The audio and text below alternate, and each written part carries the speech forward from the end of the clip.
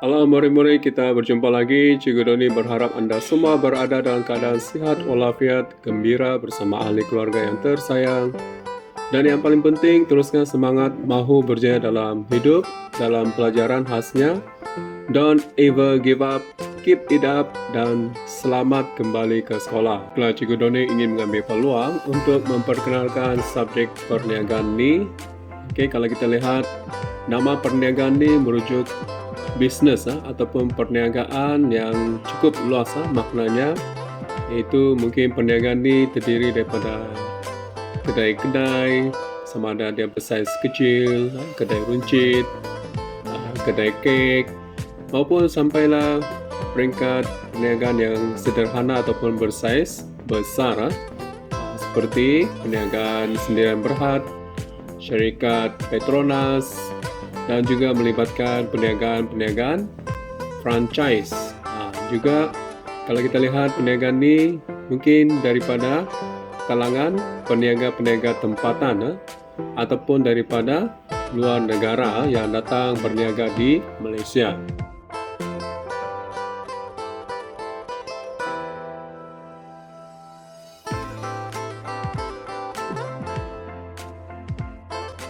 Perniagaan merupakan subjek elektif dalam kelompok mata pelajaran sastra iktisas atau MEMPAI di bawah kurikulum standard sekolah menengah KSSM.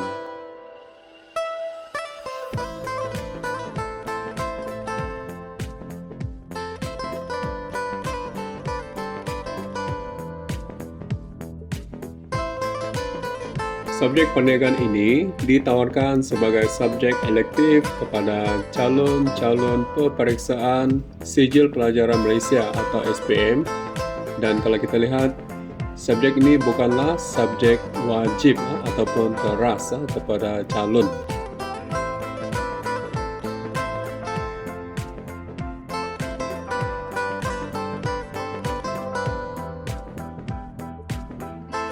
Baiklah, kenapa MEMPAI perniagaan SPM ini diwujudkan?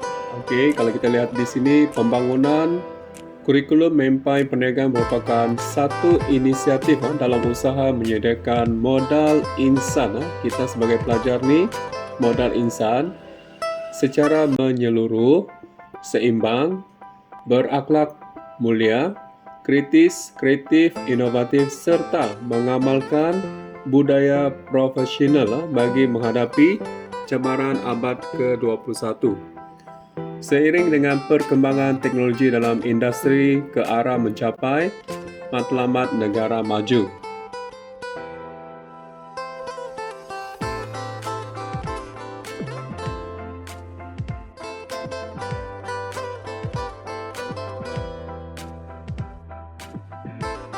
Matlamat MEMPAI perniagaan di bawah KSSM. MEMPAI perniagaan bermatlamat untuk menyediakan para murid dengan ilmu pengetahuan, bukan sahaja dengan ilmu pengetahuan, tetapi murid mempunyai kemahiran dan mempunyai nilai dalam perniagaan supaya menjadi bukan sekadar pengguna bijak, tetapi menjadi pekerja dan pengusaha yang kompeten, yang berkeyakinan dan bersikap positif, malah beretika, serta menjadi warga negara yang bertanggungjawab untuk kesejahteraan diri, bukan sahaja kesejahteraan diri, tetapi untuk kesejahteraan keluarga, masyarakat dan akhir sekali kepada negara.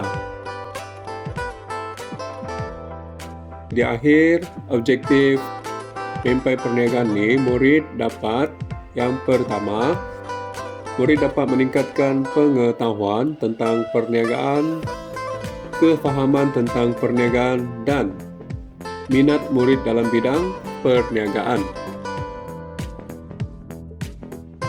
Yang kedua, murid dapat membangunkan atau menjana idea dan murid dapat membina kesediaan murid bagi memulakan perniagaan pada suatu hari nanti. Murid dapat membina kemahiran menganalisis dan dapat menilai perubahan persekitaran terhadap sesuatu organisasi perniagaan.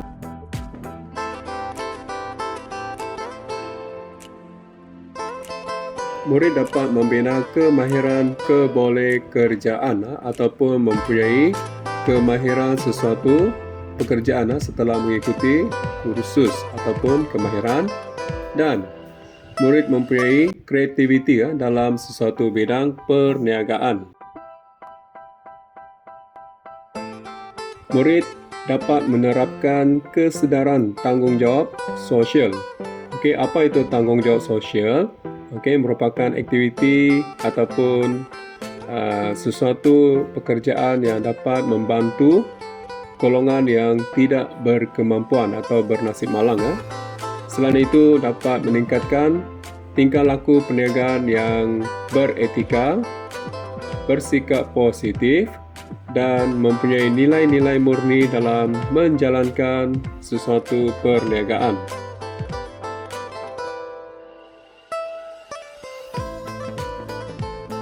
Di bawah perniagaan tingkatan 4 mempunyai 2 tajuk. Tajuk 1, tujuan perniagaan.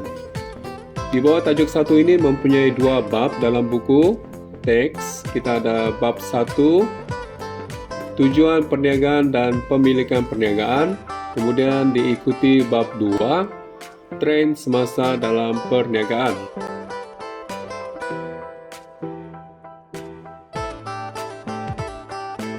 Bagi tajuk 2, organisasi perniagaan. Di bawah tajuk 2 ini dia mempunyai 2 bab, iaitu bab 3, penetapan visi, misi dan objektif perniagaan.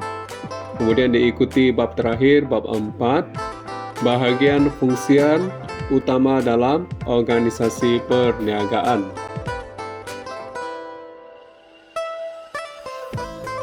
Di bawah perniagaan tingkatan 5 ada 2 tajuk besar. Tajuk 3, sumber perniagaan. Di bawah tajuk 3 ini ada 4 bab. Bab 1, pengurusan sumber manusia. Bab 2, pengurusan sumber fizikal dan teknologi. Manakala bab 3, sumber pembiayaan perniagaan. Bab 4 merupakan penyata kewangan perniagaan.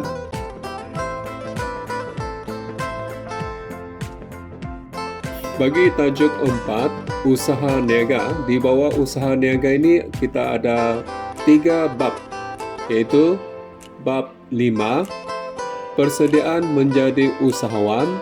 Kemudian bab 6, persediaan memulakan perniagaan. Seterusnya bab 7, merancang pengendalian perniagaan. Ini lebih kepada membuat ataupun menyediakan kerja projek, kerja kursus perniagaan.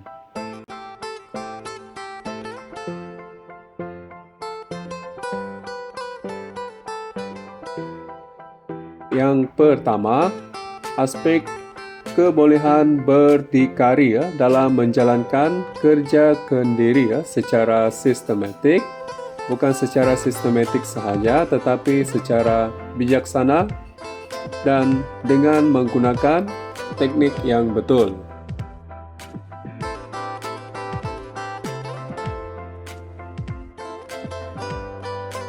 Murid dapat kenal dan faham tentang teknologi dan ekonomi yang sentiasa berubah-ubah dalam kehidupan harian.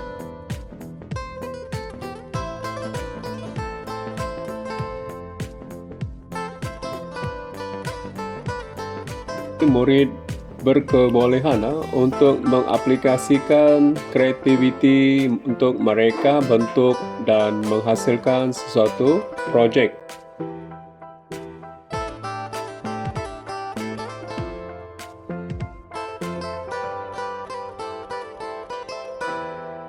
Keempat, murid mempunyai kebolehan untuk mengaplikasikan kemahiran bagi menghasilkan sesuatu projek.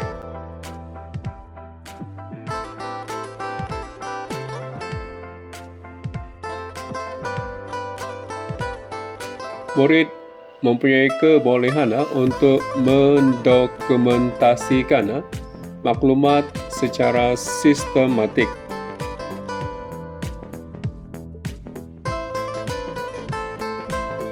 Secara amnya dalam SPM perniagaan ada 3 kertas, kertas 1, kertas 2, dan kertas 3. Baik, untuk yang pertama ini kita lihat kertas 1. Oke, dari segi pentaksiran dia menguji murid-murid dari segi ingatan dan kefahaman. Oke, jumlah soalan lebih kurang 70 hingga 80%. Manakala yang kedua dia menguji kemahiran aplikasi dan kehidupan harian. Dalam arti kata lain, soalan kebat. Oke, lebih kurang 20 hingga 30%.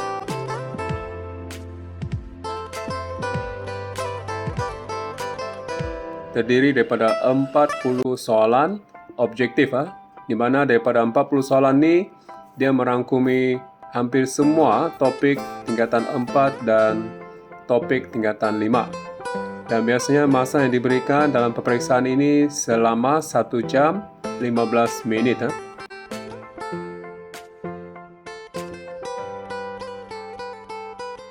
Dari segi pemberatan markah SPM, kertas 1 ini mempunyai pemberatan 20% daripada jumlah markah SPM.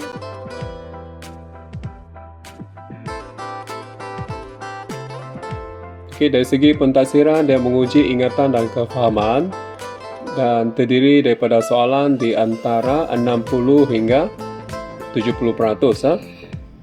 Manakala dari segi kemahiran aplikasi dan kehidupan harian ataupun soalan kebat, yaitu di antara 30 hingga 40% daripada jumlah soalan.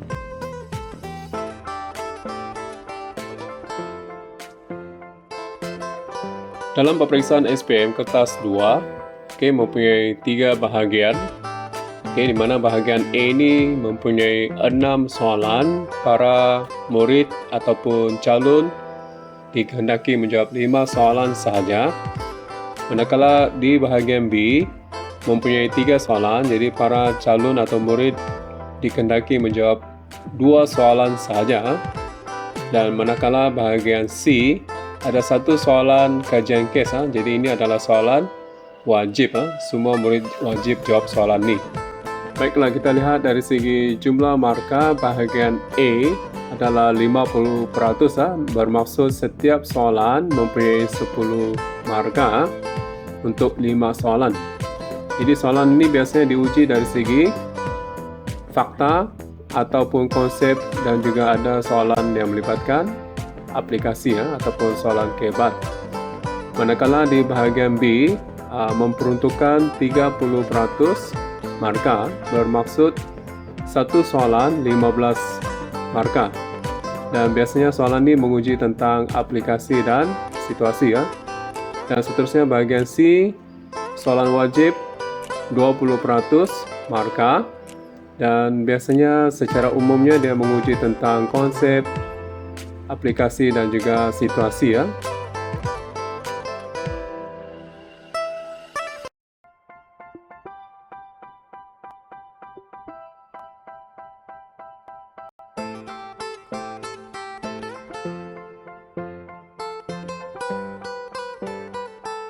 Kertas 3 ini merupakan projek ataupun kerja kursus bagi menyiapkan rancangan perniagaan ataupun kita panggil RP.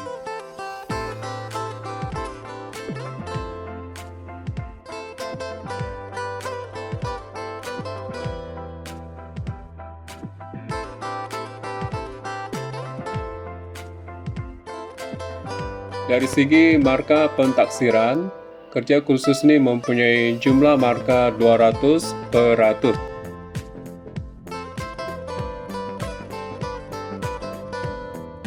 Calon diwajibkan menyiapkan kerja kursus ini dalam tempo 10 minggu ataupun lebih kurang 3 bulan.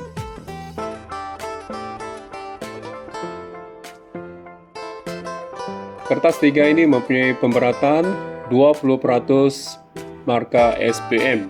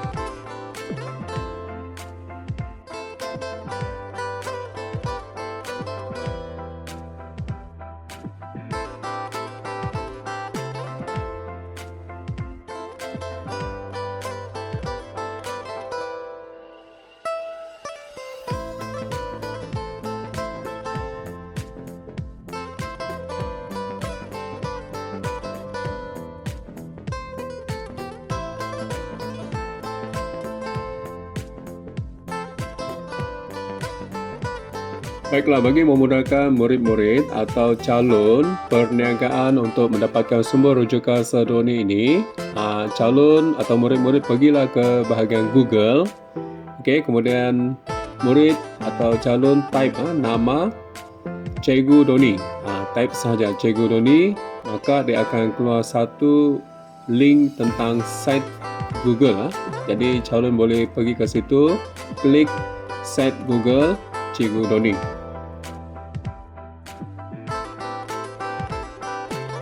Setelah murid-murid masuk dalam laman Cikgu Doni dan bolehlah klik Welcome Site Perniagaan untuk melihat beberapa sumber video pembelajaran perniagaan, juga termasuk sumber-sumber lain, modul berfokus, soalan perniagaan online dan banyak lagi.